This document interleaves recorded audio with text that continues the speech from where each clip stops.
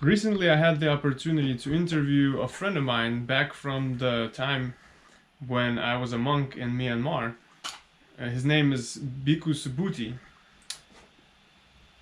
and I had the chance to ask him about his experience going on alms round in Hawaii, which is where he lives now. Bhikkhu Subhuti, he's been a monk for many years now. A number of years back, he moved to the United States where the culture is quite different, the lifestyle is different, the community awareness of monastic lifestyle is quite different. So I wanted to ask him about his views and experiences of what it's like to find his basic necessities, such as food, in America. Because back in Asia, it's normal for a monk to go on an alms round and receive food from the villages, from the villagers. And I knew that he still, to this day, goes to receive his food from people in the community. That's his preferred method of receiving food. He also doesn't use money. So here's that interview. I look forward to interviewing him again on many topics relating to his lifestyle, which I find fascinating and very inspiring. So here it is. Have a look. I've heard some monks say that because we are living in 2019 in America, not in Asia, where people are familiar with Buddhist traditions and culture, that it's more appropriate in America or in Europe to have the lay supporters basically come to the monastery or temple and offer food, and also rather than, for example, going to Pindapot for alms round in the Hmm. village or in the streets like they do in Asia, where people are also familiar with that tradition. They say because that tradition doesn't exist in the West, people will look at you weird and it's more dangerous, and you're just going to end up going hungry. And that's not really the point of the rules. That the Buddha wasn't out there to make life difficult for monks. I'm curious how you would. What are your views on that? Okay, well, it's not so bad if donors want to bring food for the monks. That's not so much a problem. What ends up happening is actually they end up giving money and a stockpile of food to the monks, and they ended up buying their own food, and they end up cooking their own food, and um, it's basically you allow the donors not to have enough time to take care of you. The monk should always be taken care of. This is very important. So I'm in Kauai right now. Okay, I'm not even in Burma or Myanmar or Sri Lanka or Thailand or whatever. And yeah, they don't know what I'm doing. And the question is, can I get food? Can I get food from the people? Well, I've been doing this for about 1 year, and sometimes I get enough food. Sometimes I don't actually get enough food. I get supplementals through either Subway. They some people they send Subway tickets to me, and actually they're stored at Subway themselves. I don't even like to collect the tickets, so uh, I give them the store number, and they send me a Subway sandwich, Wait, and who they does? put The Subway sends you a sandwich? so so um, basically you can order a Subway on the internet, okay? And I have some supporters who do that. And Oh, in the special notes section, it says, "Please wait for the mendicant monk to come and ask for this. Don't make this right away. And so they save that ticket beside the register and they wait for me to come. Sometimes I'll be good. I'll have maybe 3 weeks at a time where I don't go to Subway, but I have like a little bit of a backup, and try to have the majority of my food. I rely on the kindness of others, and it takes a while. You have to stand in front of the house. You have to wait. The Buddha says not too long, not too short. So what I do is I spend the time doing the loving kindness meditation in front of each house, and that gives the people in the house a little bit of time to sort of notice that a monk is standing outside. They don't even know I'm a monk. Actually, they don't. They think that my bowl is a drum and that I'm trying to play drum music for money. They call it busking. Actually, it's a British word. But yeah, I stand in front of each house and I do this, and I make a meditation out of it. I make it a loving kindness meditation. And when I tried this in 2006, it was the first time I came to America. I had an arrangement at a supermarket as a backup so that I could collect my food with a supermarket. They would have someone come and help me select my food. They would hand me they would collect the food, they'd ring it up, and then they would put the food in my bowl. And there are various supermarkets. You can try to arrange things with them to have that done. Now, the problem is that the more that you have set up these backup plans, you're always taken care of, actually. No matter what happens, you're always taken care of, and you gotta trust that. And there are beggars on the street. You know, they openly drink on the street, and most of them, they're not famished. You know, they're getting food in their belly. Okay, and everybody gets fed one way or another, and you got to just trust in it. And so I found that when I had that arrangement at the supermarket, that nobody gave whatsoever. Although we didn't actually do this for an extended period of time. We just did it for one time for 4 weeks, 5 weeks, and then actually it was only 3 weeks total. And then another time it was just for another 3 weeks, 2 years later. So people didn't really know what we were doing, and we were in a summer vacation community in Connecticut, and like a beach community, and we were there a little before season, actually. Anyways, so it was difficult. And when I came to Kauai, I had convinced this monk that we would actually wait 3 days before we would try to make some type of backup arrangement. And we would actually go without food for 3 days. And if I remember correctly, when you were a monk, didn't we fast together? Didn't we do a 10-day fast together? Yeah, that's not really, yeah. So we both know that you can go without food easily for 3 days.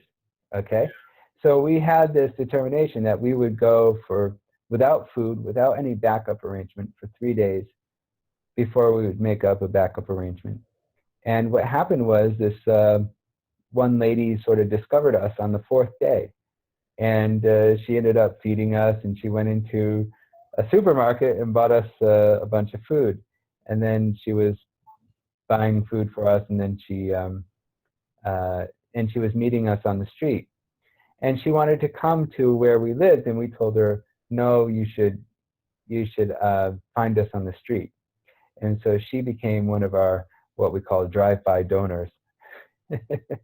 And so she would have her food. First, it was this one lady named Melinda, and she was a white woman.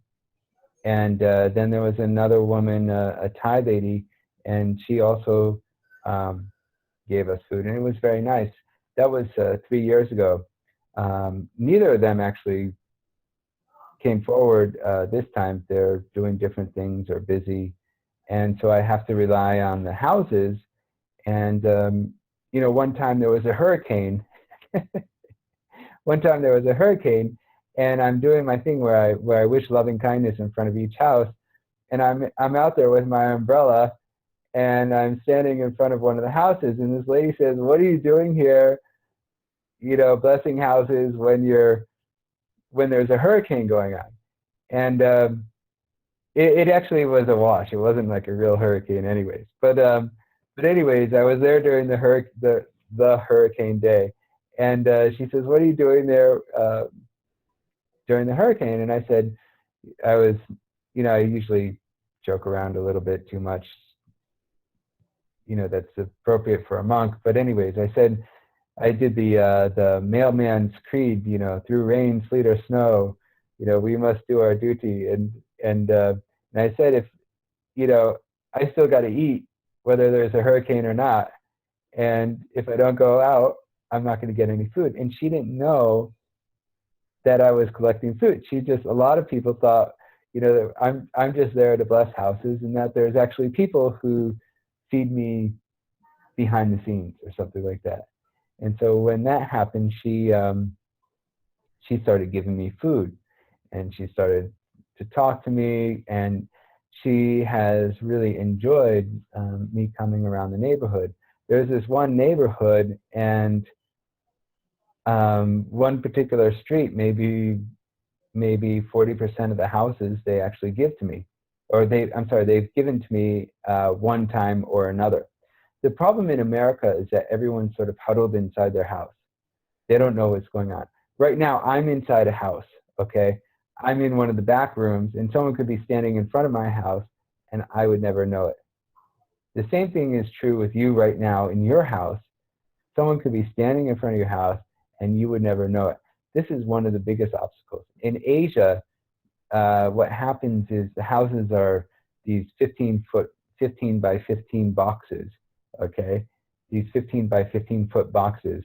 And when a monk comes, someone screams. They said, "Hey, the monk's come! The monk's come! We need to feed him!" And everybody can hear it because there's only one room in each house. It's just a bamboo room or a concrete room or whatever. And I've gone for alms in Myanmar, and I've gone in rich villages, and I've gone in poor villages, and usually the poor villages work better, not because the poor people are more interested to help, or the rich people are not as interested, but it's that isolation factor. And so every house in America also has that isolation factor. The worst house in America is going to have, a few rooms, and they're going to have their internet connection, they're going to have a TV, and it's going to be facing the other direction. Right. So it's a challenge, and but it's very rewarding. As I've said before, the less convenient it is for me to get my food, the more I'm able to propagate Buddhism, the more I'm able to feel that I've actually done something worthwhile and meaningful and fulfilling for myself. And so that's, I feel that very strongly, that when I'm in the West and I'm out and about and collecting my food, I interact with a lot of people. And now all these people, they wave at me, they smile at me, and I'm the monk in the village. and it's quite nice. And the question is, will it work or will it not work? And a better question is, should we still try, and should we trust that things will work out? And I trust, and it works out. I also have a little bit of a backup plan here and there. another way to get food is to stand in front of a supermarket. I learned this when I was in Amaravati. Mm-hmm. And when I was in Amaravati, we would stand in front of a supermarket, which actually borders a sidewalk. It's a little difficult with a lot of supermarkets because they actually own a shopping complex, or they're part of a shopping complex. So you need permission from the shopping complex owner in order to stand outside there, plus the manager of the store. So there's one place where I have permission to stand in front of that shopping complex, and the owners of Qingyang village in Hanalei, they let me do that, and they're Buddhists themselves. They follow Mahayana Buddhism, and they've been to Thailand. And when I was explaining what I do, he was finishing my sentences. It was really cool. And so I stand in front of the supermarket called Big Save in Hanalei. I might go there tomorrow. And I just stand there with my bowl and I wait for people to approach me. And this is what we did in England as well. And sometimes they try to give you money and you refuse it. And then they say, well, what are you doing if you're not collecting money? And so then it's very clear. I say, well, this is my food for my bowl. I don't eat after 12. And this is how I get my meal. And I haven't eaten anything yet, actually. Yeah. And it might be 11 o'clock. And actually we can eat till like 12:45, 12:46 around this time of the year. And so they either say, hey, that's nice, Jesus will provide for you, and walk away, or they'll go back into the store and they'll buy something, or they'll pull out something from their bag. And so that's one way. And so the owner of this this shopping complex, he says, look, if you ever get stuck, I have an arrangement for you at such and such place, and just go there, and you don't worry about it. And I've been here almost a year, and I've used that arrangement once. And that was because I got there late. I got there like quarter after 11 or 11:30, and I only had I don't think I even had an hour to stand in front of there. If I have an hour and a half, it's pretty secure. So it was only once in the past year have I done that. I don't go there every day, but so I have some backup plans, but I trust in it.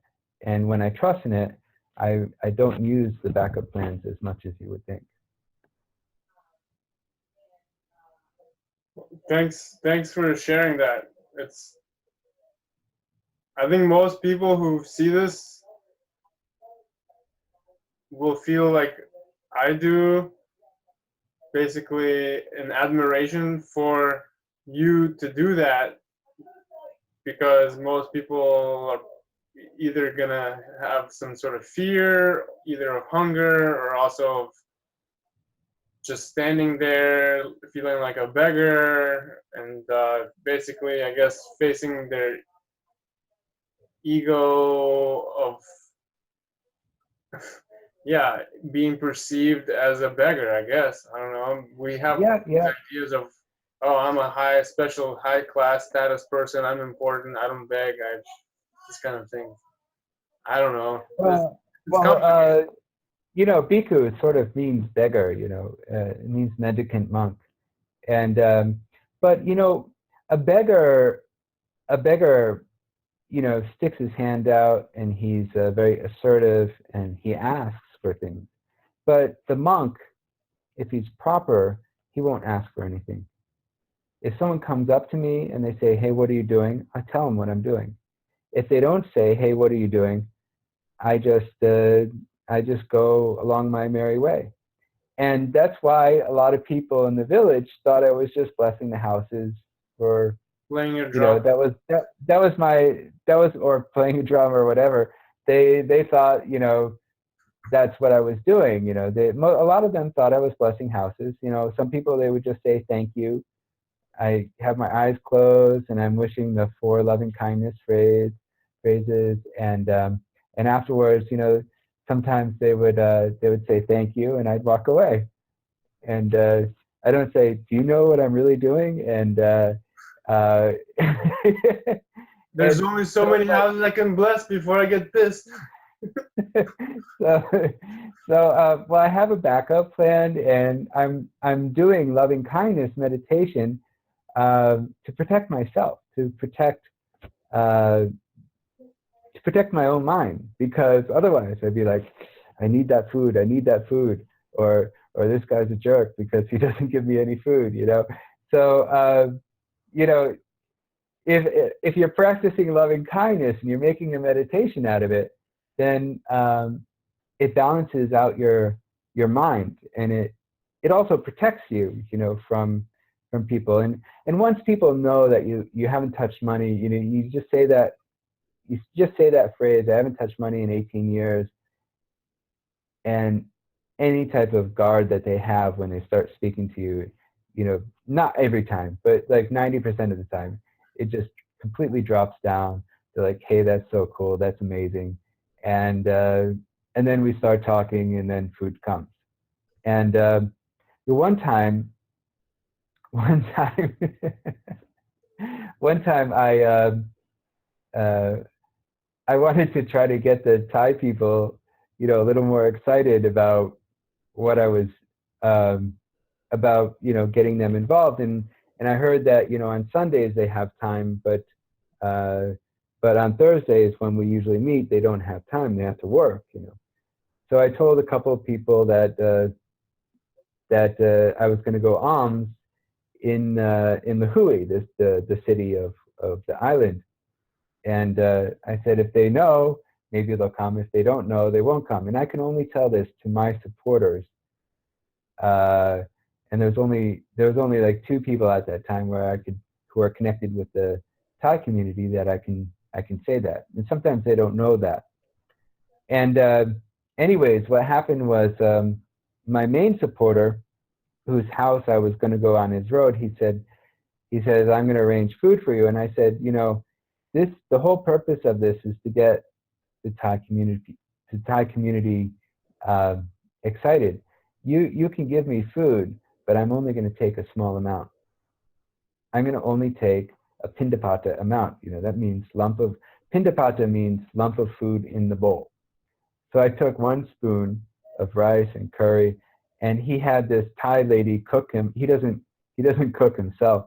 He had some of the most delicious curries, you know, you could imagine. But I only took a spoon, one spoon of the curry, one spoon of the rice, and another, you know, and then I think there was another curry, and it wasn't nearly enough for me, and so I had to get more food, and no one showed up. No one showed up whatsoever. And uh, so luckily I started at 9 o'clock. Okay. And I was like, okay, well, I just keep going. And so I go through this whole street and this whole village, and I'm doing this village cold. It's not like you know, I was doing a village for a year and people started, after like 5 months, started coming out, which is what happened. I was doing this village cold. It was the first time I ever did that. And so so I'm walking. I'm not getting any food whatsoever. So then there's a Subway shop, you know, nearby, and I thought maybe I could stand in front of there for a little bit. So 15 minutes, I'm like, I'm losing faith, and I don't have an arrangement there. I guess I could call a friend and have an arrangement, but I had made a determination for that day, and I told my supporter, I said, if I don't get food, I'm not going to eat.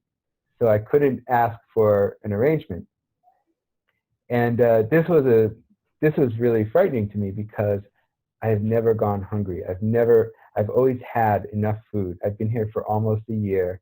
Okay, a few more weeks and it'll be a year. I've never gone hungry. I've always had enough food or more than enough food. And I didn't want to lose that streak, okay? And because I made that determination only from alms food, I didn't feel like I could just have someone I could call a supporter. I have several supporters who know how to do Subway sandwiches. They have the app on their phone and everything. And I didn't want to do that. It felt like I was cheating. It felt like I was being dishonest, especially since I told other people. So what to do?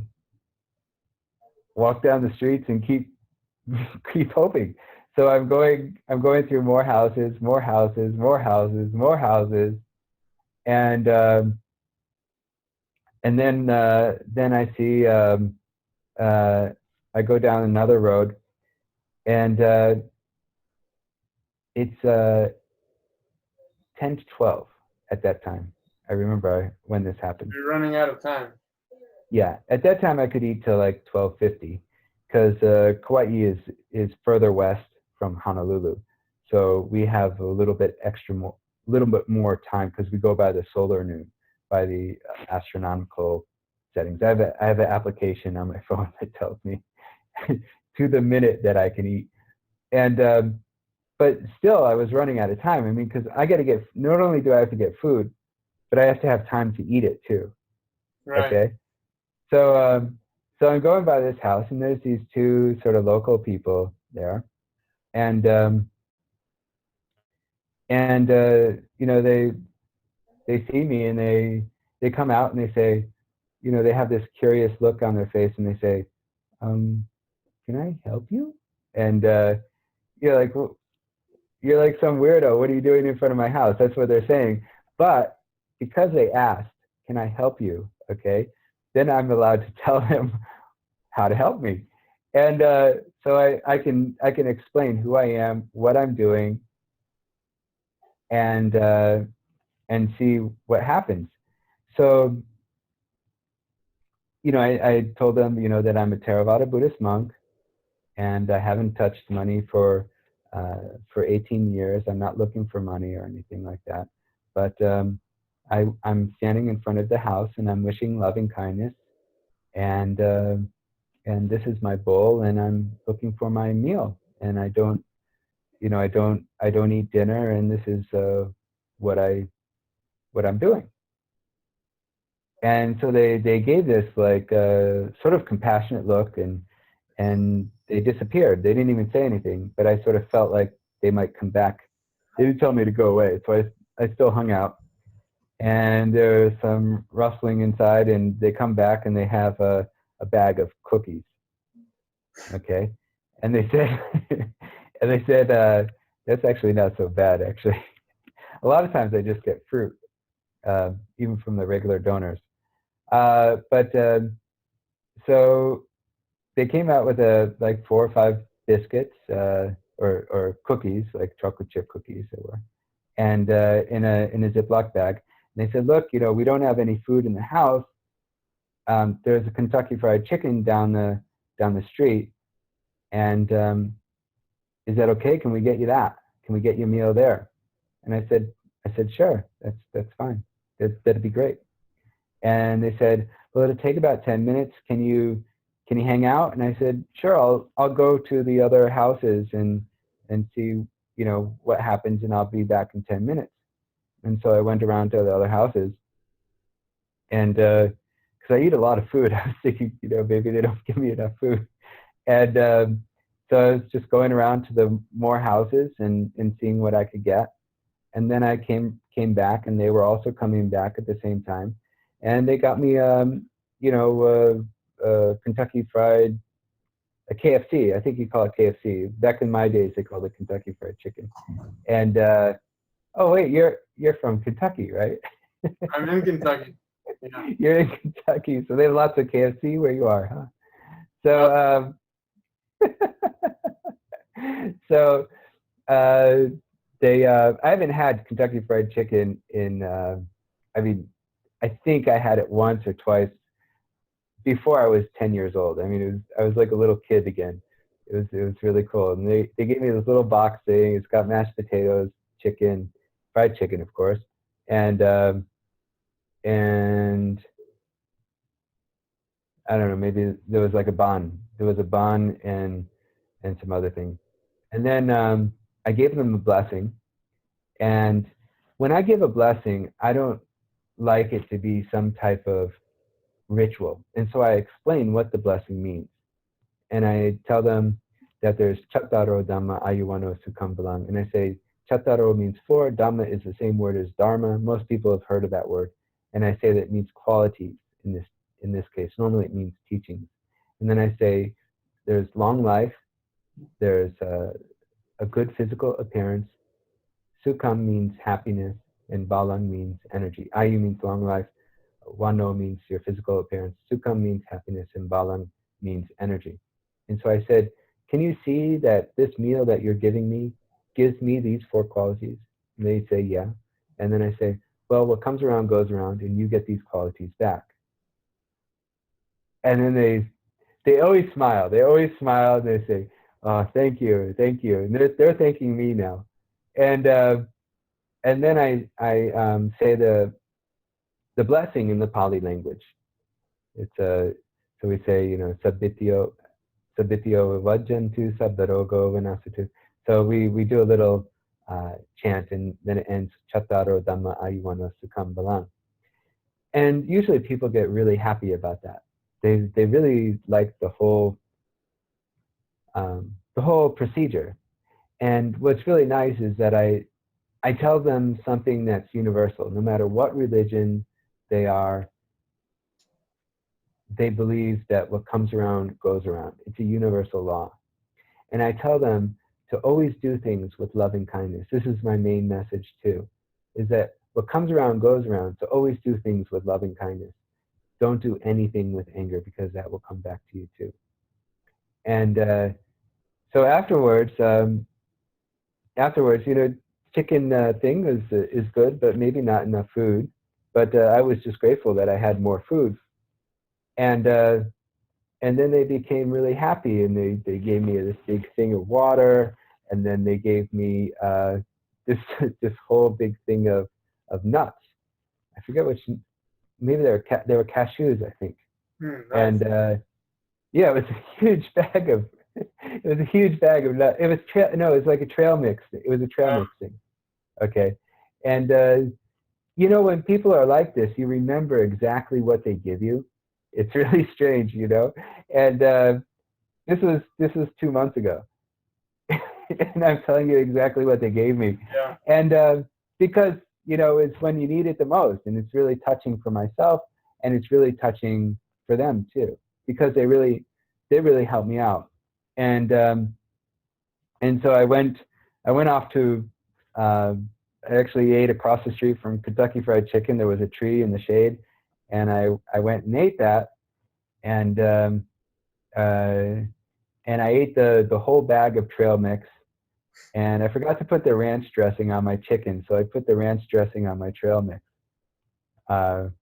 which was pretty interesting. And you know, at that time, I'm just thinking calories, you know. So I'm like, I got to eat this ranch dressing. It's got calories. It's got oil, and and so I'm eating this, and that was it. And I got full from it. You know, I had my full meal from it. Yeah. And I trust it. And it's really it was really wonderful. And then I took a picture of it, and I sent it to my Thai uncle, who just didn't. He was worried, you know, that I wasn't going to get any food. He had a whole meal of this delicious Thai food, and I took just a small amount. And he was worried, and I took a picture of all the stuff that I got. And plus, you know, it wasn't just that. There was the 4 or 5 cookies that they gave me. And you got some dessert too. Yeah. So, you know, whether it's good or not, you know, you just want that calories, and you want the, you know, the energy from it, and that's how you think. And when you trust in it, it works. And I finished eating, you know, with just like a few minutes to spare. It takes a long time to eat trail mix. I mean, it's just, yeah, the nuts slow you down. The nuts The nuts really slow you down. You can't eat them that fast, you know, and you can't swallow them whole. So you gotta, you know, and time's running out. Right. So So, anyways, uh, you know, that's what happens when you trust in the system, and sometimes you just have to do it. cool. Yeah, I mean that's amazing. So let's I mean I hope that this video worked. Okay.